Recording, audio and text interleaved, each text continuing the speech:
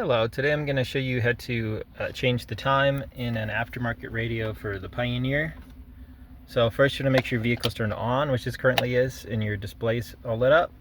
At that point we'll go to this gear for settings, and then we'll do system settings, and then date and time.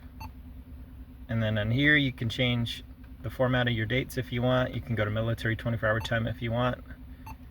All that's just by clicking on it. You can change your time zone you're in just by clicking on here or off.